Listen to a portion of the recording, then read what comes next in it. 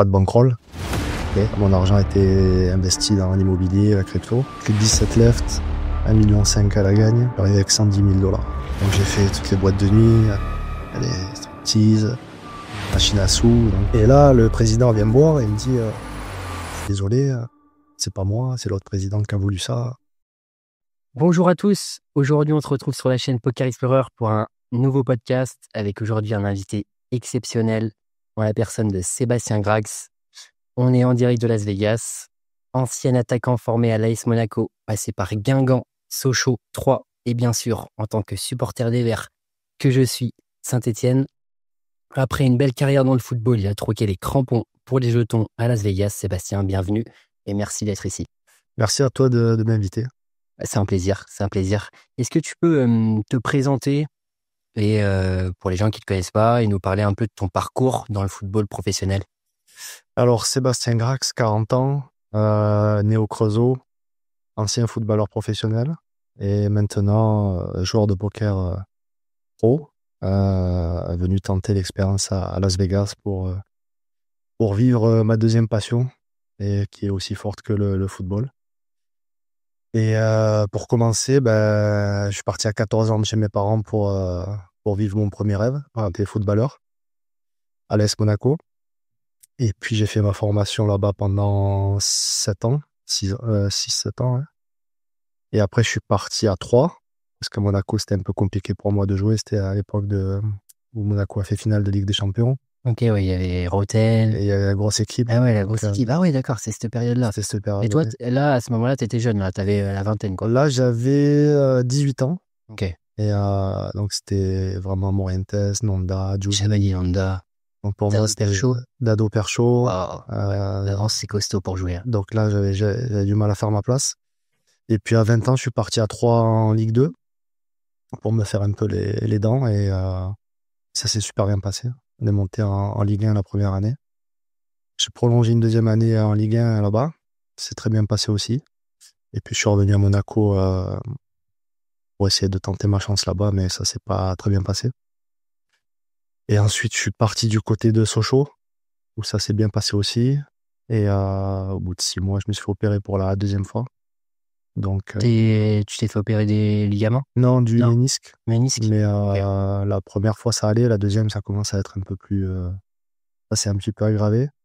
J'ai eu du mal à revenir, mal soigné pendant 1 an. Et puis, Saint-Étienne est venu me chercher, ton club. Ça fait bizarre quand tu dis ça. Et ouais, donc j'étais très content d'aller là-bas. Et puis là-bas, ils ont réussi à me soigner un peu plus. J'ai un super staff médical. Cool. Super club. Vraiment, installation. Tu dis pas ça pour me faire plaisir. Non, pas du tout. Mais supporter exceptionnel. Vraiment, pour moi, vraiment un très très bon club. Ouais. Un peu mal géré à l'époque par les deux présidents. Mais vraiment gros potentiel. Et puis là-bas, c'était un peu compliqué. Mon arrivée n'était pas souhaitée par tout le monde, donc pas trop joué. Et au bout d'un moment, il fallait trouver du temps de jeu. Donc, je suis parti à Guingamp en Ligue 2. Pas bien passé non plus. On est descendu en National. Et ensuite, j'ai fini à Troyes dans le club qui m'avait un petit peu révélé. Ouais, où ça s'était super bien passé. Avec le même entraîneur ici que la première fois. Et puis, troisième opération et un peu... Du mal ménisque. fini. Ouais, le même genou, toujours pareil. Ouais. Donc, mal fini. Et fin de carrière. Fin de carrière. Ok. Quels ont été les moments forts de ta carrière? Déjà, mon premier match en professionnel avec Monaco, c'est quelque chose qui est sur le moment qui est un peu irréel parce que depuis tout petit, on regarde les matchs, les grands joueurs, on y croit, mais on se dit aussi que c'est un petit peu impossible. Et puis après, on se rapproche petit à petit. Et donc, le premier match, c'était vraiment impressionnant. C'était à Louis II? Non, c'était à Lens. Ok. Ah, super, en plus, ouais. Bollard, premier match, 17 ans. Et à 17 ans, ça fait bizarre. 17 ans, c'est très jeune. C'est parmi les plus jeunes, à mon avis. C'était 15 ans et demi, c'était Paganelli à l'époque. Mbappé qui a fait maintenant plus jeune. Ouais. Mais 17 ans, ouais, c'était pas mal. Et c'était vraiment impressionnant. Ouais. Ok, ouais, donc ton premier match. Ouais, tu me disais en off que tu avais mis qu'un but à Saint-Étienne. Alors à Saint-Étienne, ce qu'il faut savoir, c'est que je suis arrivé, j'étais très mal en point. Ouais. J'avais le genou qui était vraiment dans un sale état. Et J'ai été un peu surpris qu'on me Ouais. propose de venir à Saint-Etienne, honnêtement, parce que ça Ouais. faisait un an que j'avais pas joué. Mais c'était à l'époque le président Cazzo Ouais. qui me voulait depuis 2-3 ans. Et il m'a dit, voilà, j'aimerais bien que tu viennes. Donc je suis arrivé, mais moi, j'étais vraiment pas prêt à jouer, quoi. Ouais. Et il fallait que j'ai une rééducation pendant 3-4 mois. Et l'entraîneur souhaitait pas ma venue non plus. Mais bon, je me suis dit, bon, il y a un beau contrat et il y a un bon staff médical, ça va pouvoir me relancer. Et au bout de 4-5 mois, j'avais plus du tout de douleur au genou, donc j'étais bien. Ouais. Et pour la petite anecdote, ouais, je t'ai vu jouer, moi. C'était Intertoto à l'époque? C'était Coupe d'Europe. l'Europa League, c'était. C'était l'Europa League déjà. Et t'avais marqué. Et moi, j'étais jeune parce que ça fait une quinzaine d'années. Et donc, j'étais là. C'était contre le Werder de Brême. Tu étais rentré en cours de jeu, il me semble. Et t'avais marqué. 2-2. Et donc, ouais, c'est ça, 2-2. Ouais, 2-2. 2-2. C'est mon seul but, quoi. Et Après, j'ai pas sur le but, j'étais là, c'est marrant. j'ai fait bêta avec quel âge? 18? J'avais, ouais, je sais pas, là, j'ai 32. Donc, on a dit c'était il y a une quinzaine d'années. Ouais, c'est ça, 17. Ouais, J'avais 25 ans, moi, je crois. ouais. Ok. À quel moment et pourquoi t'as décidé de te lancer dans le poker? Ben, une passion que j'avais, donc j'avais pas le temps de la pratiquer parce qu'avec le foot, on doit se coucher quand même assez tôt. Ouais. On peut pas, les tournois sur Internet, ça finit très tard. Donc, je m'amusais un petit peu en cash game ou à l'éveil de match avec d'autres joueurs. On faisait des petites parties. Et puis après le foot, ben, je savais pas quoi faire. C'était la première fois que j'étais vraiment libre. Plus de contraintes, plus d'entraînement, plus rien. Et je me suis dit, ben, pourquoi pas commencer à jouer. Et j'ai acheté mes premiers bouquins, j'ai regardé mes premières vidéos. Je passais mes journées à essayer d'en savoir plus. Et je partais en Italie, en Espagne, à Prague, faire des petits tours. Ok, ça c'était en quelle année à peu près? Ça, j'avais 30 ans, donc 2014. Ok, 2014, donc après, quelques années après la régulation du marché en ligne en France. Ok. Et quel type de limite, de format, variante tu joues en ce moment? Là, je joue. Alors, quand je suis arrivé ici, je jouais que des tournois, donc MTT. Et puis ensuite, la première année, c'est pas très bien passé. La deuxième non plus. Donc, j'ai dû me rediriger vers le cash game. Quand je suis arrivé ici, j'étais stacké 100% sur tous les tournois. Et puis, j'ai arrêté le deal avec mon stacker. Donc, pas de bankroll. Okay. Mon argent était investi dans l'immobilier, la crypto. Ok. Et à la base, j'étais venu vraiment avec ce stacker-là pour jouer que des tournois et faire un peu de cash game pour payer mes frais, payer mes... Et puis, ça s'est pas très bien passé avec mon stacker, donc on a arrêté. Ok. Et on est toujours très amis, c'est pas de problème avec lui. Et puis aujourd'hui, cash game et stacké sur quelques tournois encore, Ok. en attendant que les investissements prennent forme. D'accord. Donc tu joues, t'estimes ton temps de jeu 50% tournoi ou 50% cash game ou plus? Aujourd'hui, un peu plus cash game. Ouais. Je fais surtout les WSOP quand il y a des gros événements. Mais sinon, j'ai arrêté tous les tournois, les petits events à 400, 600, tous les petits buy-in, j'ai arrêté. Et je passe mon temps au cash game. On s'est croisés au win. Ouais, oui. Quelles compétences du foot as-tu pu transposer au poker? Ben, il y a pas mal de choses un peu similaires, quoi. Il y a la discipline déjà, qui est très importante. C'est-à-dire que quand je suis arrivé ici, j'avais pas du tout de discipline le matin, j'avais pas de routine. Je me levais, j'allais jouer l'après-midi. Et puis je me suis rendu compte que j'avais besoin de ça, quoi. Dans le foot, j'ai eu un cadre, en fait, depuis l'âge de 14 ans où je m'entraîne, je mange bien, je me couche tôt. Il a fallu aussi que je remette ça ici, quoi. Donc, Ouais. pas aussi extrême. Mais maintenant, je me lève un peu plus tôt. Je fais des étirements, de la respiration. Je fais un peu de GT Wizard régulièrement. Ok. Et j'essaye en fait de progresser chaque jour et d'avoir cette routine. Et cette routine me permet de faire d'être mieux dans les tournois. Tu vois, ça dure longtemps, c'est 12 heures par jour. Donc ça me tient en forme, quoi. Alors quand j'avais pas ça, j'avais du mal à Ouais. rester. Ça fait combien de temps là que tu vis à Las Vegas? Là, je suis dans ma 3e année là. Ça va faire 3 ans, ouais. 3e année. Comment t'as fait pour progresser dans ton jeu? T'as été coaché par Julien Martini, hein, c'est ça? Est-ce que tu peux nous expliquer un petit peu ce que vous avez mis en place? C'est du passé pour au niveau coaching avec Julien ou... On fait encore toujours un petit peu. J'y ai encore D'accord. toujours des mains quand j'ai des Ok. problèmes, tout ça, mais beaucoup moins qu'avant.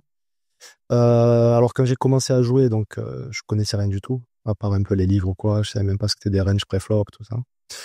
Et puis il est arrivé le Covid et je me suis dit qu'il serait temps de m'y mettre vraiment un peu plus sérieusement. Parce qu'au début j'avais l'ambition d'en faire mon métier, mais c'était quand même un petit peu vague. Donc je jouais juste par plaisir et je venais faire des séjours de 3 mois ici pour voir si ça pouvait me plaire, si j'étais capable de jouer tous les jours, parce que c'est vraiment un métier, hein, C'est sûr. c'est plus c'est pas qu'un plaisir. Et, et puis à un moment donné, j'ai vu que je jouais contre des très bons joueurs et que je comprenais pas ce qui se passait. Donc j'ai fait appel à Julien Martini. C'est Grégory Chauchon qui me l'avait présenté. Je sais pas, tu le connais, ouais. Ouais, qui organise les Qui est, ouais, maintenant, Ouais. qui est, Ouais. pas directeur, mais vice-président, ou je sais pas comment on dit, Ouais. mais c'est lui qui m'a présenté Julien. Et donc, quand je l'ai vu, j'ai discuté un peu avec lui et j'ai vu que quand on parlait de certaines mains, c'était assez poussé. Ouais, il est costaud, ouais, c'est sûr. Et je me suis dit, bon, ben, je pense que c'est lui qu'il faut qui m'enseigne. Ouais, qui te mentorise un petit peu. Voilà. Ouais. Et donc, je suis allé le voir, j'ai proposé de me coacher pendant 1 an. Au début, il voulait pas trop, parce qu'il jouait quand même des grosses limites en cash game, hein, mais C'est du temps il aussi. avait pas trop le temps. Et puis à l'arrivée, on a sympathisé, et comme il est un peu fan de football aussi. Et puis il m'a dit bon, ok. Et on s'est mis à fond pendant 1 an, pendant le Covid, en visio, 1 à 2 heures par jour. Et là, il m'a beaucoup appris, ouais. Ah oui, C'était un peu charbon au début, ouais. J'avais du mal à capter. Et là, il m'a montré une autre facette du jeu. Et C'était quoi? C'était des reviews? il y avait des reviews, il y avait beaucoup de spots, enfin, on a tout vu, quoi. Il y avait tout ce qu'on pouvait voir. Ça, c'était sur ton jeu en tournoi? Ouais, que tournoi. Tournoi. Ok. Donc, il m'a montré toutes les erreurs que je faisais. Enfin, tellement de choses, quoi. J'aurais pas le temps de tout expliquer, quoi. Ouais, bien sûr. Mais aujourd'hui, il m'a donné le moyen de pouvoir, je peux m'asseoir ici en cash game Et en vivre. Ouais. facilement, quoi. Donc, merci à lui pour ça, quoi. Ouais, Julien, qu'on a reçu d'ailleurs dans le podcast. Ouais, j'ai vu, ouais. On lui passe le bonjour. Quelle a été ta toute première victoire marquante au poker? Pas forcément la plus grosse somme, mais celle où tu t'es dit, voilà, je suis fait pour ça, quoi. C'était au WPTO Bellagio, sur un 10K. Donc, il y a juste avant le Covid. Au Bellagio, en plus, emblématique. Ouais, surtout, c'est mes hôtels préférés. Et puis, donc, 17 left, 1,5 million à la gagne. Wow. Et j'arrive là et je me dis, putain, je sais pas quoi faire, en fait. Moi, j'ai des mains, je me dis, il y a 1,5 million, mais je me sens pas capable d'aller les gagner parce que, je sais pas vraiment quoi relancer. Ouais, t'as un peu ce truc-là de l'imposteur, tu sais. Enfin, Ouais, c'est pas vraiment imposteur, parce que je suis là pour progresser, tu Ouais. vois, et je sais qu'il y avait des joueurs qui étaient meilleurs que moi et Ouais. qui le sont toujours, qui gagnent beaucoup de titres. Et à ce moment-là, je me suis dit, bon, là, j'ai vraiment envie d'en savoir plus. Ouais, t'as envie de. Ça a été quoi ta strat? Du coup, t'as joué solide, t'as joué plutôt tight? Très, très tight. Ouais, je voyais des coups où les joueurs mettaient des 60 blindes avec As-Roi, tu vois. Je me disais, moi, je fais pas ça. Et en fait, aujourd'hui, je m'aperçois qu'ils ont raison, parce que pour aller au bout d'un tournoi, il faut passer des gros flips. Ouais, c'est clair. Mais à l'époque, c'était pas du tout dans ma stratégie. Et ouais, très, très tight. Et Ça a donné quoi, du coup, ce tournoi? j'ai sauté 17e. 17e. C'est un sacré deep run quand même. Ouais, c'était bien. Puis ça m'a surtout motivé. J'ai parlé avec 2-3 joueurs comme Foxen, comme Seth Davis, tout ça. Ok. Je leur demandais des conseils, je leur demandais. C'était en quelle année, ça, du coup? Il y a 5 ans. Ok, 5 ans, donc c'est quand même assez récent. Ouais. Et la confirmation de ça a été tes belles perfs. On le rappelle, tu as fait 3e d'un WSOP Online pour 200K. Tu as remporté le Super Million à 10 300 de droits d'entrée. Tu as empoché 321 000 $. Ouais. Tu as 700 000 $ de gains en live. Tout ça, ça a confirmé. Les premiers tournois, en fait, c'était. Donc là, j'ai commencé vraiment à bosser. Ouais. Mais bosser, c'était juste apprendre les ranges pré-flop, tu vois, donc c'est pas non plus la base de ouf, quoi, c'est la base, quoi. Et en fait, de suite, j'ai eu un gros gain, ce qui m'a permis de me motiver, de continuer à vouloir progresser et d'en vouloir plus. Et derrière, quelques mois après, je gagne le 10K sur GG. Pareil, avec les meilleurs joueurs de la planète. Alors que j'ai pas du tout ce niveau-là, tu vois, à ce moment. C'est passé comment ce tournoi? C'était du run, t'as bien joué? J'arrive à la bulle avec une blinde, je crois. Je passe la bulle. Waouh. Et je tombe à 0,2 bébé. Tu vois, Les tournois, c'est une dinguerie. et je triple. Derrière, je retriple. Et j'arrive en TF. Pas de rencontre, tu vois. Ça se déroule tout seul. Ouais. Je fais un beau call en heads up à la fin et voilà, je gagne. Tu gagnes sur un hero call? Ouais. Magnifique. Et puis voilà, donc pas de difficulté, tu vois, alors qu'aujourd'hui, quand ça fait 2 ans et demi que je mets pas la main au milieu, Ouais.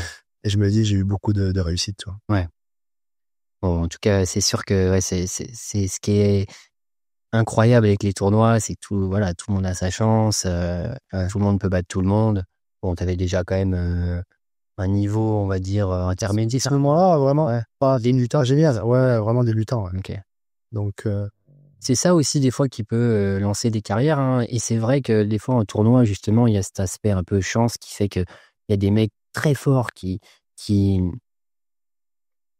décollent vraiment et d'autres qui, au final, ils jouent toujours des 50, peut-être 100 euros online et ils sont malgré tout très respectés autour d'eux, mais ils décollent pas, quoi. Ils passent pas sur du live à jouer des EBT, etc. Alors que tout le monde sait autour d'eux qu'ils ont un niveau exceptionnel. Il y a une petite part de chance quand même là-dessus, un petit je bout. pense qu'il y a une grande part de chance, mais pas sur 10 ans. Tu vois. Ouais, pas sur du long terme. Je pense que là, moi, ça fait 2 ans et demi que je fais beaucoup d'erreurs et je joue beaucoup mieux qu'il y a à cette période-là. Tu vois, je suis vraiment beaucoup plus fort que là.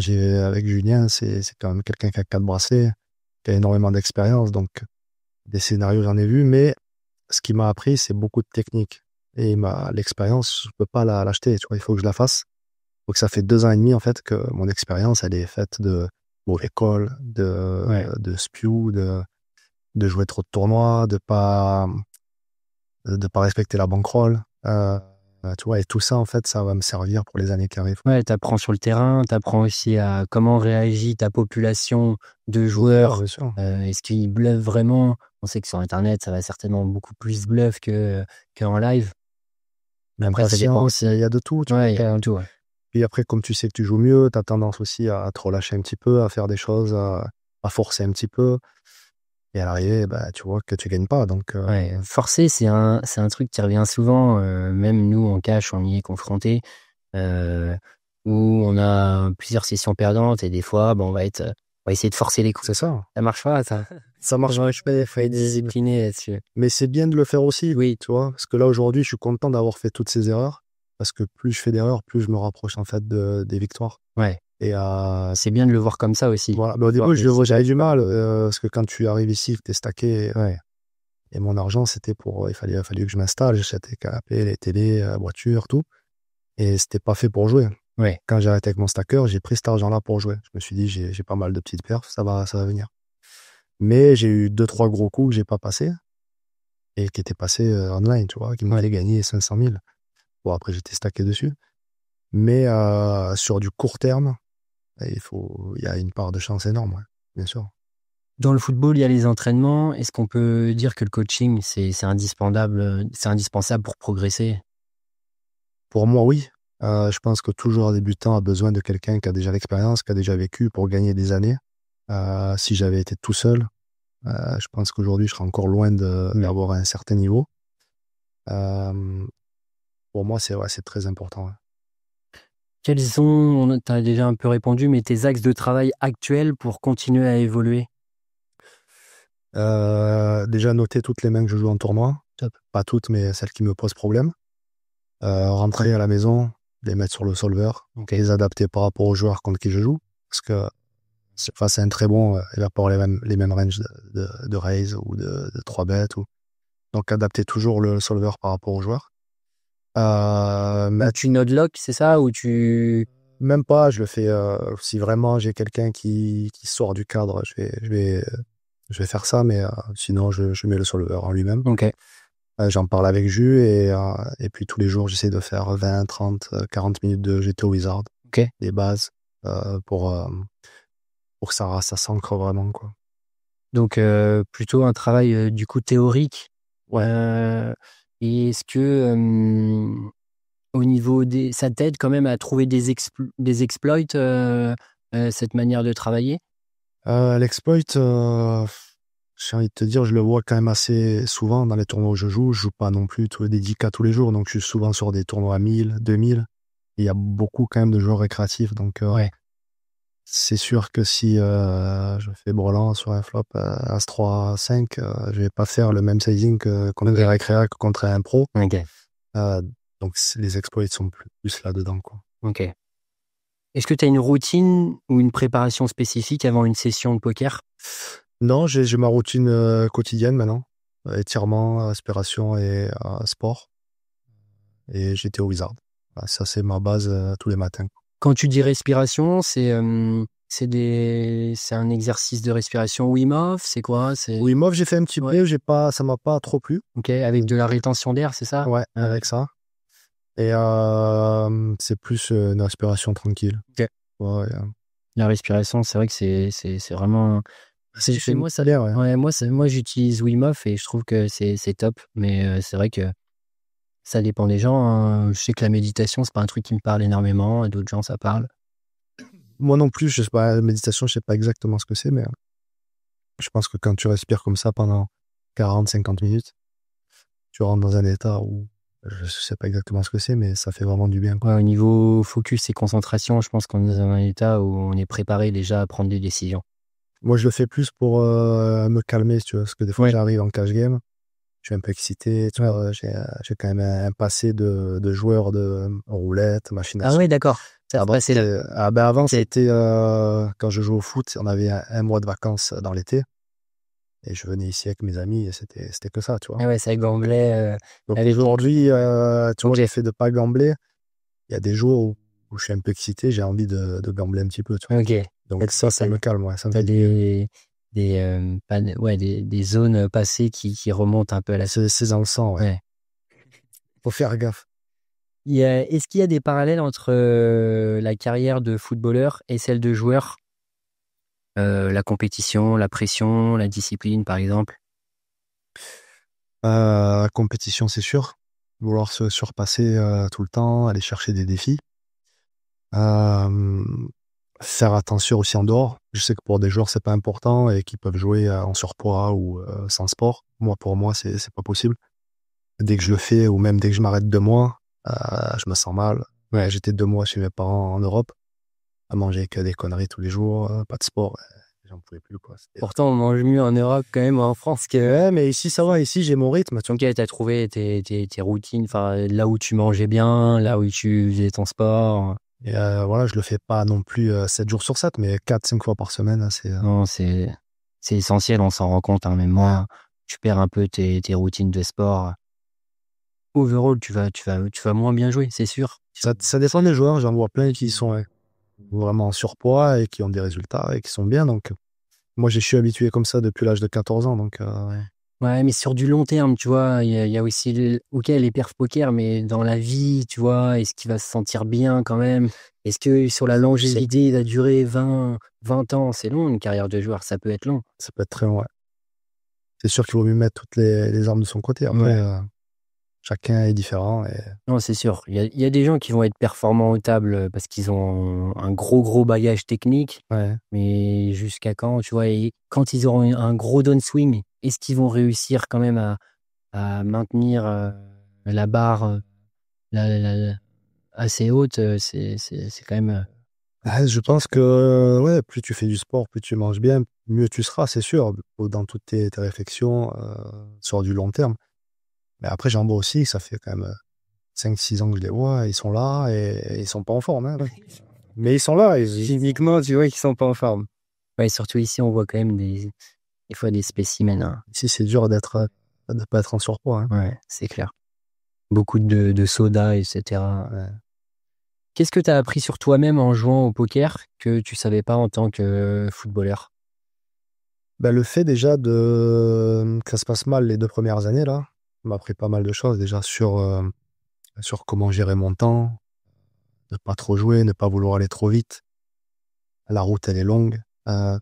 Si demain je gagne un tournoi, que je prends 1 million, ou 2 millions, ça va rien changer à mon quotidien. Je vais juste pour m'acheter un appart ici ou quoi. Mais je continuerai à jouer, à faire mon sport. Donc prendre son temps. Au début, je pense que j'avais envie d'aller vite, de faire des perfs. Mais aujourd'hui, je me rends compte que déjà d'être en bonne santé, de pouvoir aller jouer, de vivre de ma passion, c'est déjà énorme. Et de juste chercher à progresser de jour en jour. Tu vois. Si demain je suis meilleur qu'aujourd'hui, en fait, ça va se faire mathématiquement, tu vois. Mais ne pas vouloir forcer. J'ai joué hors bankroll. Je suis allé jouer des 10K alors que j'avais pas beaucoup d'argent. Aujourd'hui, je préfère investir bien. Et le jour où mes investissements me rapportent, là, je commencerai vraiment ma carrière. Ok. Mais pour moi, la carrière n'a pas encore commencé, tu vois. Là, je suis en apprentissage. Ok. T'estimes qu'elle n'a pas commencé encore, En tournoi, elle n'a pas commencé. Là, le Ok. cash game, en fait, me sert juste à vivre le temps que mes investissements arrivent. Ok. Donc, j'ai prévu ça pour dans pas longtemps. Mais je me mettrai jamais en danger financièrement pour jouer un tournoi, tu vois. Ouais, c'est bien. C'est- C'est même un bon message pour les gens qui nous regardent parce que c'est vrai qu'il y a Et des c'est gens. très dur. Ouais. C'est très dur parce que quand tu arrives au WSOP et que t'es pas stacké, si tu as 50 000 pour jouer, Ouais. ça part très vite. Ça part très vite. Et tu peux pas t'arrêter. Tous les jours, il y a 1 million à la gagne. Tu te dis, bon, allez, j'y vais, c'est pas grave. Donc, il faut faire attention. Ouais. Mais tu pourrais vendre des parts même à des gens, tu vois, qui. C'est ça, vous avez vu, Jean, c'est le stacker, tu vois, avoir d'autres gens qui pourraient te faire confiance. J'ai vendu pas mal, ouais. J'ai vendu pas mal, mais j'ai envie de sortir de ça aussi, tu vois. J'ai envie vraiment de démarrer, D'avoir ton tu et même de vendre un petit peu, mais que ça soit vraiment régulier, tu vois. De faire ce que j'ai vraiment envie. Ok. Mais le cash game m'a beaucoup aidé aussi. Donc, du coup, le cash game, là, ça sert à payer un peu tes frais de gestion courante, consolider aussi un petit peu ta bankroll. Alors déjà, ça m'a enlevé beaucoup d'angoisse parce que au début, quand je suis arrivé, donc je suis arrivé avec 110 000 $. Ok. C'était vraiment pour mes frais, pour payer tout ce que j'avais. Ça s'est mal passé avec mon stacker, donc j'ai pris cet argent-là pour jouer. Mais c'est pas beaucoup, tu vois, parce qu'il y a tellement de frais à côté. Ensuite, la crypto a chuté, donc j'ai pris cet argent-là pour racheter, parce que c'était ça mon investissement, c'était ma priorité. Donc j'ai mis de côté un peu les tournois, parce qu'il y avait ça à faire. Donc, je me suis dit, la route, elle est longue, prends ton temps. Et je suis parti au cash game. Au début, j'avais pas trop envie de jouer, je prends pas énormément de plaisir. Et avec Julien, il m'a dit, tu es obligé de faire 10 heures par jour. Tu Ouais, c'est un marathon. vois. Et au bout de 4 heures, j'en ai marre. Ouais. Tu vois, je suis assis, donc je vais faire, si tu veux, ça va pas m'amener une bankroll de faire 10 ou 6 heures. Tu vois. Ça va pas me changer énormément. Parce que j'ai gagné peut-être 4-5 000 de plus. Ça va être de buy-in. Donc, sur du long terme, ça va pas non plus changer grand-chose. Donc, je me suis dit, va en cash game, fais entre 12 et 15 par mois, ce qui est très bien. Ouais. Tu payes tous tes frais, tu vis tranquille. Quand il y a des tournois, tu te fais un peu stacker. Et quand tes investissements reviennent, tu commenceras vraiment ta carrière. Quand tu as parlé de tes investissements en crypto, c'est que tu as vendu ta crypto pour acheter d'autres choses? Non, j'ai pris l'argent que j'avais en cash pour investir dans les cryptos. Donc, Ok, si tu veux, je me suis privé de jouer des tournois ok. pour investir Parce que ça avait baissé, parce que ça avait craché. c'est un bear market, quoi. Que là, ça va repartir. Ok. Normalement, ça va. Ok, ouais. Là, ça va, c'est pas. Ça devrait être pas trop mal. Ouais. Ok. Mais ça m'a enlevé beaucoup d'angoisse parce que le cash game, tu perds très rarement. Et Ouais, aujourd'hui, c'est plus linéaire. c'est La plus. variance est quand même moins sollicitée quand tu as un niveau qui te Ouais, permet de bien crush tes limites. t'es jamais en danger, quoi. Ouais, c'est ce que nous, on dit aussi au quotidien. Hein. Donc, ça nous parle ce que tu dis aussi. Et c'est très bien parce que ça m'a enlevé beaucoup de stress, beaucoup. Je savais que là, j'avais un endroit où prendre de l'argent. Ouais. Tu vois, donc, je peux y aller tous les jours. C'est ouvert 24/24. Le niveau est quand même assez faible. Et je pense qu'encore Vegas, c'est pas le meilleur endroit pour jouer. Il y a d'autres endroits aux États-Unis. Mais voilà, ça m'a montré que demain, si j'ai demain, je peux être rasé. On sait jamais ce qui se Tu passe. peux charbonner, Encore partir et aller au win ou peu importe à Vegas et jouer 10-12 heures par jour et remonter, quoi. c'est ça. Ok. Quand tu traverses une période où rien ne va, à quoi tu te raccroches pour garder la motivation et rester concentré? Toujours la priorité, c'est des messages un peu de vieux con, mais la santé, tu vois, si demain t'es handicapé ou t'as un problème ou tu peux plus jouer, c'est fini, quoi. Là, aujourd'hui, même si demain je suis rasé, je suis en bonne santé, je peux courir, je peux marcher, j'ai la vue, tu vois, c'est rien que de se rendre compte de tout ça. Ouais, tu as de la gratitude pour ce... Vite, tu relativises vite de ce qui t'arrive, tu vois. Et je me dis, bon, voilà, j'ai perdu en tournoi, j'ai perdu en cash game. Ben, demain, j'ai les moyens de remonter parce que je suis en bonne santé, quoi. Donc, ça paraît bête, mais c'est vraiment la base. C'est la base, mais on l'oublie en fait. Et donc, c'est toujours bien de le rappeler. Voilà, il y a des gens qui n'ont pas la vue, qui peuvent pas marcher, qui peuvent pas voilà, profiter comme nous on le fait et même vivre de notre passion parce qu'on a les moyens voilà, techniques de pouvoir le faire, quoi. Donc, c'est un bon message. Et je me dis toujours que je suis à l'endroit où je veux être aussi, tu vois. Ouais. C'est-à-dire que je fais ma passion. Là, il y a des gens qui se lèvent le matin, qui vont travailler et ils gagnent pas beaucoup d'argent, c'est dur. Moi, je fais exactement ce que j'ai envie de faire. Et ça, c'est une énorme chance, tu vois. Et je l'ai fait 2 fois parce que j'ai réussi à faire footballeur. Et là, dans le poker, donc, je m'estime vraiment chanceux. Ouais, tu l'as décidé, c'est toi qui l'as décidé, mais tu as tout mis en œuvre pour y arriver, mais c'est sûr que c'est une chance par rapport à des jeux. J'ai fait des belles rencontres, tu vois. Ouais. Grégory Chauchon, ça a été la rencontre de ma deuxième vie, tu vois. C'est lui qui m'a présenté mon stacker. C'est lui qui m'a présenté Julien. C'est lui qui m'a Ton aidé. stacker, c'était pas Julien. Ok. Non, pas du tout. Ok. Non, c'était Guy Pariante qui avait une. Ok. Je sais pas si tu connais. Si, ça me parle. Ok. Et on en avait sympathisé. Et il m'avait stacké sur un premier tournoi. C'était super bien passé. D'accord. Puis depuis, on avait continué. Mais voilà, j'ai fait des rencontres qui m'ont permis aussi de. Grégory Chauchon, je disais, il m'a aidé pour mon visa. Quand je suis arrivé ici, c'est lui qui m'a fait tous les papiers. Ah ouais, super. Électricité, eau, Internet, tu vois, il y a plein de choses à faire où c'est chiant d'appeler. Mon anglais, il est pas très bon. Ouais.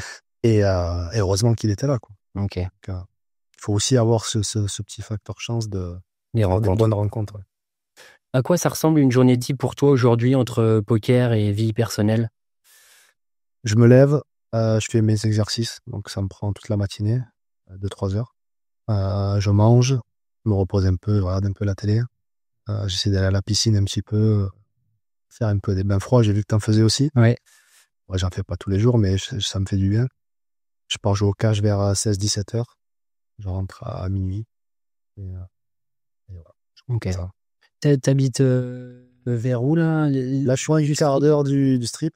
La première fois, j'avais loué une maison à une demi-heure, mais j'avais pas la motive d'aller en cash, tu vois. J'avais la flemme de bouger. Trop loin. Donc, j'ai déménagé, j'ai pris un petit appart à 15 minutes. Ok. T'as ta piscine, salle de sport. Piscine, salle de sport, parking, Ouais, ça c'est chambre. Là, je le vois. Là, on a pris un condominium proche strip. Fais tout à pied, ta piscine, ça c'est vraiment. C'est pas à négliger quand même, s'élever plus sur du long terme au niveau équilibre. Ouais, je pense que équilibre. Comment ta famille ou tes proches, ils ont réagi à cette reconversion? Au début, bon, après, j'ai des parents vraiment exceptionnels, tu vois, qui ont toujours été derrière moi, qui m'ont toujours soutenu depuis tout petit. Donc, c'est plus de la peur pour moi qu'ils avaient que ne fais pas ça, c'est nul. Puis, j'ai une famille qui est joueur aussi un petit peu. Mon père, il joue au poker. Il était footballeur comme moi à l'époque. Donc, le jeu, voilà, il connaît. Ma mère, elle s'en fout un petit peu, elle veut juste que je sois heureux. Et mes amis, ils m'ont pris un petit peu pour un fou au début, ouais. Ils m'ont dit, qu'est-ce que tu vas faire, joueur de poker professionnel, t'es fou complet et tout. Mais moi, j'ai toujours cru, donc... Et puis voilà, quand t'as une passion, il faut aller la chercher, quoi. Tu peux pas... Mon but, c'est de pas avoir de regrets. Si on prend vraiment un objectif dans la vie, c'est de me retrouver sur mon lit d'hôpital et de me dire, j'ai fait tout ce que j'avais envie de faire, tu vois. Et ça, c'est... pour moi, c'est la base. Ouais, ça me parle beaucoup. Même si tu rates, tu vois. Même si tu rates, tu rentres à la maison, ben... Peut-être que des gens vont te dire, ah, t'as pas réussi, mais le but, c'est pas ça, c'est vraiment d'aller au maximum de ton truc, quoi. Ouais, ça me parle beaucoup ce que tu dis. Puis en plus, les gens, ils veulent ta sécurité. Donc, ils vont pas te conseiller des choses que eux, ils feraient pas ou qu'ils auraient peur de faire. Donc, forcément, des fois, ils vont être un petit peu sceptiques. Mais, et aussi, ce que tu disais sur le lit de mort, c'est qu'il y a une stat qui dit que 95% des gens, je crois, sauf erreur, ont des regrets sur leur lit de mort. Donc, si on peut faire partie des 5%, mais c'est sûr, il y a tellement de... Déjà, il faut avoir les moyens. Moi, je suis parti, j'ai pas de femme, pas d'enfant. Donc déjà, je mets personne en danger. Quand tu as 2 enfants, 3 enfants et que tu es marié, c'est dur d'aller tenter l'aventure à Las Vegas ou même pour tout autre projet, tu vois. Donc déjà, zéro risque là-dessus. Donc si je mettais quelqu'un en danger, il n'y avait que moi. Et puis, comme tu dis, tes proches, ils veulent ton bien. Donc dès qu'il y a du risque, ils vont te dire, mais c'est dangereux pour toi. Le problème, c'est que si tu prends pas de risque, ça va être dur d'aller chercher ce que tu as envie d'aller chercher. Donc à un moment donné, tu es obligé de passer par là, quoi. Ouais, et puis toi, ta famille l'a vécu avec le foot, ils t'ont poussé, parce que quand tu pars à 14 ans pour aller vivre, Ouais. tenter le rêve de joueur de foot, moi aussi, hein, j'ai eu ce rêve-là. Euh, c'est tout le monde n'y arrive pas. Il n'y en a pas beaucoup qui passent, ouais, Ouais, c'est dur. c'est dur de passer. Et pourtant, des fois, on se dit, il y a des mecs qui vont y arriver. Moi, dans ma promo, j'étais sport-études au collège. Il y a des mecs, il y a un mec notamment, il était chaud, quoi, mais au final, il a fait réserve de Lorient et il a pas été plus loin. Et donc, ouais, il y a aussi ce petit facteur chance Ouais. aussi, hein, ouais. À Vegas, tout est ouvert 24/24. La tentation, c'est partout. Est-ce que tu as déjà ressenti une fatigue mentale ou émotionnelle au niveau de ce mode de vie? Non, la chance que j'ai, c'est que j'ai déjà fait des erreurs avant. Parce que ça fait quand même 15 ans que je viens à Las Vegas Ouais, ce que tous tu me les ans. disais. Donc j'ai fait toutes les boîtes de nuit, les striptease, les machines à sous. Donc toutes les erreurs à faire, je les ai faites. Et ce qui m'a permis d'arriver ici en étant sauvé par ça, tu vois. Si j'avais pas fait ces erreurs avant, je pense qu'aujourd'hui, ça aurait été très dur. Mais maintenant, j'ai plus de problème pour aller jouer, pour sortir, vu que j'ai un peu tout fait. Donc ma seule fatigue mentale, c'est de trop jouer. Ce que je faisais les 2 premières années. Tournoi de midi à midi, réentry, jour 2, jour 3. Tu sautes dans tous les tournois, tu changes de casino. Burn-out, trop de vol. Burn-out, Ouais. tu joues mal, t'es pressé. Et en fait, tu commences à sortir du truc qui te faisait gagner à l'époque. Donc, je pars à Miami, je pars parcs nationaux, je pars tout seul, m'aérer, tu vois. Je reviens, je suis un peu plus frais, ouais. Plus frais. Quel conseil tu donnerais à quelqu'un qui veut se lancer sérieusement dans le poker tout en maintenant un bon équilibre de vie? Ben, déjà, ça dépend s'il veut bouger à Las Vegas ou ailleurs. Maintenant, s'il reste en France et qu'il veut se lancer, je peux pas trop conseiller quelqu'un sur la France parce que j'ai pas trop joué online, donc je sais pas comment ça se passe exactement. Maintenant, si vraiment c'est son rêve et qu'il veut se lancer, déjà vraiment de croire en soi, je pense que c'est la première des choses et de se dire que tout est possible. Et après, d'essayer de rencontrer des gens qui sont déjà passés par là où tu veux aller, quoi. C'est eux qui vont te faire gagner du temps, comme j'ai fait avec Julien, tu vois, c'est lui qui m'a appris. Sans des gens comme ça, tu vas mettre 5, 6, 7 ans à trouver ce que tu vas trouver en 1 an, 2 ans avec eux. Et donc je pense que ça serait ça. Et surtout faire attention à la bankroll parce que Ouais.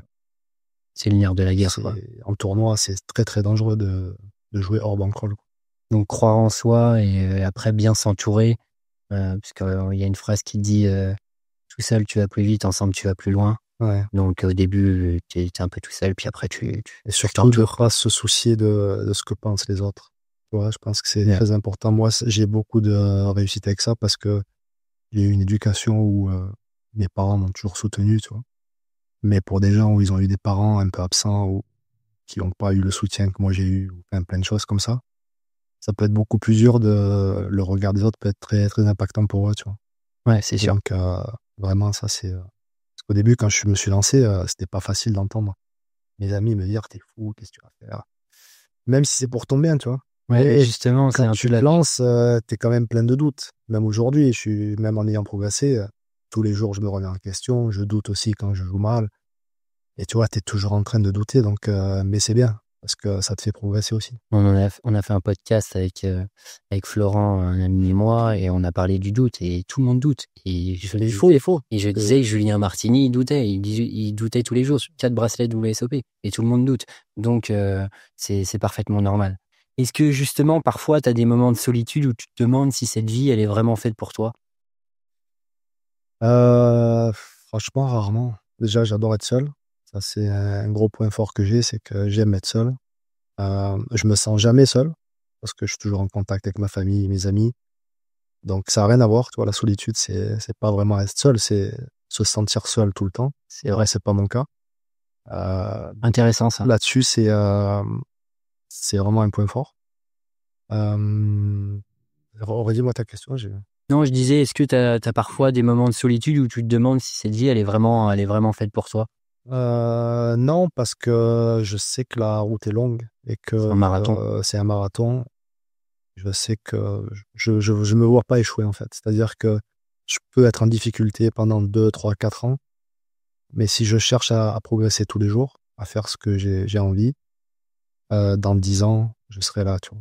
Et il y aura des passages compliqués, et il y a toujours des passages compliqués, mais je pense que tu peux pas réussir sans ces passages-là. Tu es obligé de tomber, de te relever plusieurs fois, et un jour ou l'autre, ça paye, c'est sûr. En dehors des cartes, qu'est-ce que tu recherches dans le poker? Est-ce que c'est l'argent, le challenge ou une manière de prouver quelque chose à toi-même? Alors déjà, d'aller chercher quelque chose que je suis pas allé chercher dans le foot. C'est-à-dire que dans le foot, je pense que j'avais un potentiel. J'aurais pu faire beaucoup mieux que ce que j'ai fait, en fait. Je dis pas que j'aurais pu taper le Real Madrid de l'équipe de France, mais j'étais avec des joueurs comme Gomis, comme Gignac. Tu vois, j'étais un peu dans cette catégorie. Oui, c'est vrai.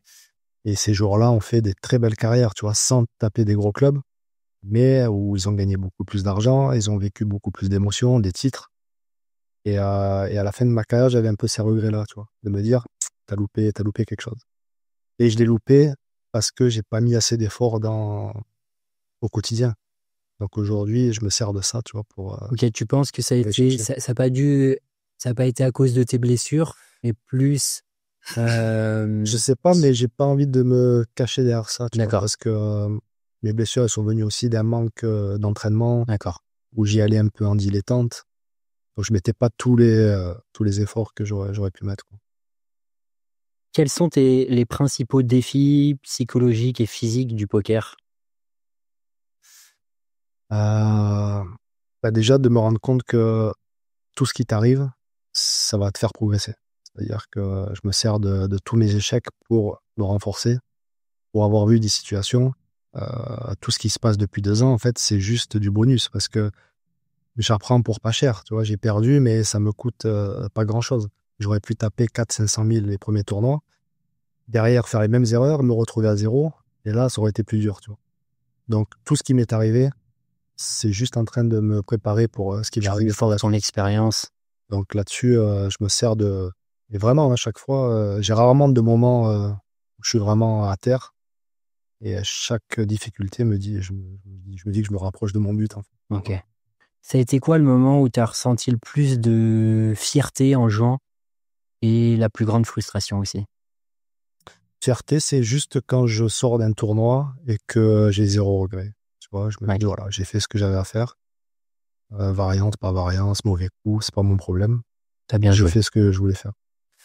Après, quand je fais de la merde, je m'insulte un peu, tu vois. Je me parle tout seul. Mais parce que des fois, c'est des problèmes d'ego, c'est des problèmes de je veux montrer que je sais mieux que l'autre. Mais ça cache quelque chose, tu vois. Ça veut dire que t'es pas prêt encore. Ça veut Ouais. dire que quand tu sais les choses, t'as pas besoin de les montrer, pas besoin de montrer que t'es fort. Tu vas appliquer ce que tu sais et puis donc il y a toujours un travail, tu vois. Ouais, l'ego au poker, c'est un Ça, vrai sujet. vient avec quand moi je dors mal, je suis un peu plus fatigué, je vais jouer et j'ai quelqu'un qui me revient pas à table. Bah, des fois, j'ai envie de lui montrer qui je suis, tu vois. Ouais, Et en fait, c'est juste moi, je me tire une balle dans le ouais, pied c'est tout seul. malsain parce que tu vois, je prends l'exemple d'une table de cash en tournoi, c'est peut-être un peu différent, mais t'as 7 récréas à la table, t'as 2 bons joueurs, les cibles à la table, c'est les récréas, on n'est pas obligé, tu vois, c'est de target ces joueurs-là. Et c'est vrai que là, l'ego, quand il rentre trop en jeu, je pense qu'en fait, on oublie stratégiquement ce qu'on doit faire à table. Et c'est dommage, quoi. Mais c'est bien, t'en as conscience, c'est top. Il faut savoir pourquoi on a ce sentiment. Ouais, C'est-à-dire, si on joue avec des enfants de 4 ans, on n'aura jamais ce sentiment-là. ouais, Ça veut dire que c'est l'autre personne qui nous procure cette sensation, tu vois. ouais, Donc, ça veut dire quoi? Ça veut dire, est-ce qu'on n'est pas à la hauteur? Est-ce qu'on veut montrer? Si on est vraiment plus fort, est-ce qu'on veut agir comme ça? ouais. C'est Donc, un problème de confiance, je pense, c'est un rassurer. problème de confiance. Et quand tu es vraiment bien, je pense, dans ta vie et que tu es confiant, pas besoin de montrer qui tu es, tu vois. Bah, t'es là, tu fais ce que tu as à faire. Donc, si tu ressens ça, c'est qu'il y a une faille, tu vois. Et je pense qu'il faut travailler là-dessus. Ouais, et puis quand tu auras passé ce step-là, bah, tu seras encore un meilleur joueur aussi, mais tu en as conscience. Donc, Bah, c'est ce que j'avais au début. Ouais. Quand je suis arrivé ici, et même en tournoi, je voyais des bons joueurs, je me dis, ils m'exploitent. Si, Ouais. et puis tu te mets à bosser sur GTO Wizard, tu sais exactement ce que tu as à faire et tu te sens plus exploité. Donc le problème, c'est toi, pas le... Ouais, justement, tu parlais d'anciennes interviews, je l'avais vu. Tu as parlé de regrets dans ta carrière de footballeur. Est-ce que tu te sers de ces regrets-là pour alimenter ta motivation au poker ou est-ce que c'est quelque chose que tu essaies de laisser derrière toi? Aujourd'hui, c'est passé, tu vois. Mais au début, je me raccrochais pas mal à ça. Mais aujourd'hui, ça va. Aujourd'hui, je sais que c'est 1 centimètre par 1 centimètre, tu vois. Donc, juste à progresser tous les jours. Et ça me sert encore de moteur, mais c'est pas vraiment, je pense pas à ça tous les jours. Ok. Si tu avais l'opportunité de revenir en arrière, conseillerais-tu à ton toi footballeur de se lancer dans le poker plus tôt ou estimes-tu que c'est simplement le bon moment qui a croisé ta route? Bah, si j'avais pas eu le foot, c'est sûr que j'aurais préféré commencer plus tôt, ouais. Ouais. Maintenant, bah, je suis pas encore vieux, hein, j'ai encore le temps. Mais si j'avais un conseil à donner, oui, si vous aimez le poker et que vous pouvez vous lancer, euh, lancez-vous, mais en faisant les choses bien. Parce que c'est même en dehors du jeu, c'est-à-dire pour le cerveau, c'est très bien, ça travaille tout le temps. Tu vois. T'es au cash game, tu réfléchis tout le temps, toute la Est-ce qu'on journée. travaille pas trop? Est-ce qu'on réfléchit pas trop? Non, mais je pense que c'est bien. Ouais, ouais. Je le vois quand je suis en vacances, je rentre, je me remets sur GTO Wizard, ça bug, tu vois. Ok. Il faut du temps pour que ça revienne. Je vais aux tables, j'ai pas les mêmes automatismes. Là, quand je vais jouer, je réfléchis même plus, tu vois, je sais ce que je dois faire tout le temps. Donc, même pour le niveau cerveau, c'est très bien. Ok. Est-ce que tu as une anecdote mémorable d'un tournoi ou une partie qui t'a particulièrement marqué? Ouais, j'en ai une petite. C'était avant que je rencontre mon stacker. Donc, je vais jouer un tournoi au win, 600 $. J'ai un énorme tapis et je fais brelan contre brelan au flop. Donc, je saute du tournoi. Et je suis là et je fais que râler. Et je me dis, putain, j'ai pas de chance. Et puis, Greg Chauchon m'appelle et me dit, vu que t'as sauté, viens manger demain, c'est mon anniversaire. Donc, j'y vais et il me présente le mec qui va me stacker, en fait. Ok. Et le mec me dit, est-ce que tu veux jouer C'était le jour B du même tournoi. Et je lui dis, non, j'ai pas trop envie. Il me dit, bon, je te stack et on fait 60-40. Si tu me stacks, je vais pas ajouter l'argent, je vais y aller, tu vois. Donc j'y vais, je fais deuxième du tournoi, je prends 48 000. Wow. Incroyable Et en celle-là. fait, si je saute pas le jour 1, je me retrouve pas là et il se passe pas ça, tu vois. Ouais. Donc, même dans des moments compliqués, il y a peut-être toujours quelque chose derrière, tu vois. Et au début, je m'en rendais pas compte. Aujourd'hui, chaque fois qu'il m'arrive quelque chose, je me dis, bon, ça va peut-être me servir pour autre chose, tu vois. Ok. Elle est sympa cette anecdote. Et dans le foot, est-ce que tu as une anecdote à Saint-Étienne, je sais pas, un truc. Ah, j'en ai beaucoup, il y en a que je peux pas trop dire. Ouais, Mais, je sais, ouais. anecdote, mon arrivée à Saint-Étienne, donc c'est Bernard Caillazo qui me fait venir. Donc l'entraîneur et l'autre président ne veut pas que je vienne. Ils ne me le disent pas, mais Ouais. je le ressens. Donc l'entraîneur, c'était Laurent Rousset, tu l'as dit. C'est vrai. Ouais. Et donc je signe le contrat. Et puis on me dit, peut-être 15 jours après, on va te prêter à Lille parce que l'entraîneur veut recruter Kevin Miralas. Je sais pas si t'as Oui, connu. bah si, Miralas, Voilà. super joueur. Belge. Qui venait de Lille, tu vois. Ouais, il a marqué dans les derbies. Et il me dit, si tu pars pas, on peut pas le prendre parce que la masse salariale, ça fait... Oui, donc je lui dis, je viens d'arriver il y a 15 jours, tu vois. Incroyable ça. Il me dit, je sais, mais l'entraîneur, c'est ce qu'il veut, tu vois. Je dis, ok. Donc, je dis à ma copine, bon, on va aller à Lille. Dans la voiture, je mets les affaires dedans. Et mon agent m'appelle, il me dit, reste là, tu peux pas partir. Parce qu'en fait, tu peux pas être prêté à un autre club qui vient de te vendre. C'est-à-dire, Sochaux m'a vendu, je pouvais être prêté qu'à Sochaux. Je pouvais pas être prêté ailleurs. La première année, tu vois. Ok. Et je lui dis, il y a personne qui est au courant de tout ça? Ni l'entraîneur, ni les présidents, ni Lille. Il me dit, non, personne ne savait, donc, ok. Donc, entre-temps, Miralas est arrivé. Donc, je me suis dit, bon, moi, je peux plus jouer, tu vois. Il y a Gomis, Ilan, Miralas, j'ai aussi L'attaque qu'on avait. et je me dis, bon, il y avait Fendouno. Fendouno.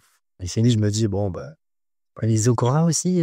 Zokora n'était pas là. Ah, ouais. Et là, le président vient me voir et il me dit, je suis désolé, c'est pas moi, c'est l'autre président qui a voulu ça. Donc, Cayazzo Romélier. me Ouais. dit ça, me dit que c'est Romélier. Romélier. Ok. Donc, demain, Romélier vient me voir, il me fait je suis désolé, je voulais pas à ça, c'est Cayazzo qui voulait. Ah, tu vois. Incroyable. Je le regarde, je lui dis, par contre, il va falloir vous accorder, parce que vous me sortez tous les deux la même version. Et tu vois, je le regarde en rigolant, je dis, bon. Puis moi, je savais pourquoi j'étais là. J'étais là pour me soigner. J'avais le genou qui était mort. Donc, il fallait que je me soigne absolument. J'ai fait mes 3-4 mois pour revenir en forme. Et voilà, quoi. Ok. Mais club de fou, hein, deux Ouais. présidents incompétents. Ouais, en fait, le problème, c'est que déjà, c'est rare qu'il y ait deux présidents et C'était leur jouet. C'est chaque année, ils choisissaient un joueur. Et cette année, c'est tombé sur moi. Ouais. et je t'ai même appris que le club a été vendu, ouais. Il a été Ouais, je savais même pas. ouais. Mais Et- c'est vraiment dommage. Vraiment, parce que vraiment, super club. Ouais. Supporter. C'est comment incroyable. Chaudron? J'aurais aimé jouer beaucoup plus, mais juste quand je rentrais un quart d'heure, 20 minutes, tu vois, ouais. T'as joué des derbies ou pas? Ou t'étais sur le banc? J'étais sur le banc Ouais. contre Lyon. Ouais. Mais même, l'ambiance incroyable. Ah, tu vois, incroyable. T'es content d'être là quand même. Hein. et je me dis comment un club comme ça n'arrive pas à être dans les 3 premiers sur du long terme, tu vois. J'espère pour la suite. On s'est retrouvé l'année où j'étais, on a fini 17e, on a failli descendre. Avec l'équipe qu'on avait, tu vois. Et je me dis, putain, Je me souviens plus, mais c'est mal géré, c'est fou. ouais. J'y crois pour le futur. Je pense que les repreneurs là, peut-être ça peut être une bonne chose. J'ai pas suivi, je regarde plus. Ouais. Donc, Mais j'y crois. Mais c'est vrai qu'on mérite de faire des campagnes européennes tout le temps pour les supporters. il y a tout pour réussir. C'est Tout, c'est vraiment une ville de foot. Les gens comprennent pas. Les gens comprennent pas ce qui se passe à Saint-Étienne, mais c'est vraiment très très particulier comme sensation. Où est-ce que tu te vois dans le monde du poker dans 10 ans? On a compris que c'était du long terme, mais même moi, tu vois, je pensais pas que tu étais aussi projeté vers l'avenir. Et en tout cas, j'espère que ça va le faire pour toi. Tu te vois où dans 10 ans? dans 10 ans, je me vois toujours ici. Au début, je pensais, je me disais, je vais être dans les meilleurs joueurs du monde, ça. Et puis en fait, je me rends compte que non, je veux juste être meilleur que la veille, progresser. Et je pense que pour être dans le top 10 mondial régulièrement, il faut passer sa vie à étudier. C'est pas vraiment ce que j'ai envie de faire. J'ai envie juste de me donner les moyens de gagner des gros tournois. Il n'y a pas besoin d'être le meilleur du monde pour gagner des gros tournois. Faut juste bien bosser, avoir un peu de réussite. Et profiter avec ma famille, mes amis, et faire ce que j'aime, quoi, tu vois. Juste me lever, aller jouer au poker, j'adore ça. Être libre. Être libre, pouvoir rentrer quand je vais en Europe. Tu vois, je fais demain, j'ai pas envie de jouer, je vais pas jouer.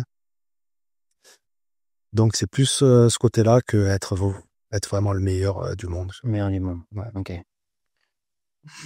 Dernière question. Est-ce que tu as gagné plus d'argent au poker qu'au foot? Non, plus au foot. Après, j'en ai perdu beaucoup parce que j'ai eu une grosse escroquerie dans le football. Mais en même temps, cette escroquerie, elle m'a permis d'être ici aussi, tu vois. Ouais. Parce que j'avais placé tout mon argent pour être tranquille à la fin de ma carrière, pour avoir entre 6 000 et 7 000 euros de revenus par mois. Et je suis arrivé à la fin de ma carrière, tout ce que j'avais acheté, en fait, était dévalorisé. Ça valait 3 fois moins que ce que ça valait. Wow. Et je me suis retrouvé, pas à la rue, mais c'était pas loin, tu vois. Wow. Il y a eu un autre joueur comme ça en plus qui a... Et on est beaucoup. C'est fou, Je ne peux pas dire le nom parce que on a trouvé un compromis. D'accord. Mais c'est Johan Molo, un ancien joueur de Saint-Étienne justement. Molo rasé complet. Rasé complet. Il y en a d'autres. Hein. Ouais. Et moi, j'ai réussi à m'en sortir un petit peu, mais j'ai pas récupéré tout ce que je devais récupérer. Ouais. Mais ça a limité. Mais ça m'a donné une force pour réussir dans le poker. Rebondir. Parce qu'en fait, si j'avais pas eu ça, je me serais contenté d'avoir 6 000 à 7 000 par mois et d'aller faire mes tournois pour m'amuser. Tu vois, j'aurais pas mis cet effort-là. Donc le fait d'avoir eu ça m'a dit il faut que tu te bouges le cul et c'est pour ça qu'on a bossé comme des fous avec Jus pour être ici aujourd'hui. Top. Top. Moi, c'était ma dernière question. Merci beaucoup. Merci à toi. Et Top. puis très content d'avoir fait ça.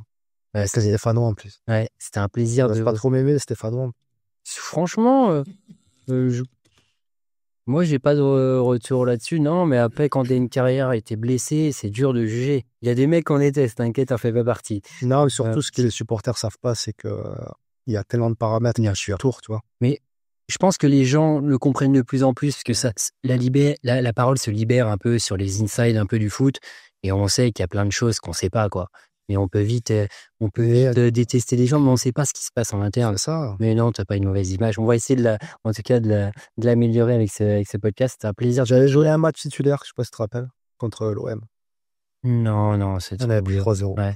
3-0? Ah ouais. Ah, Voilà. une titularisation, ok. Voilà, 3-0. Bon souvenir. Bon, déjà, j'étais là pour le but que t'avais mis. Ouais. C'est un petit but un peu de raccro, je crois.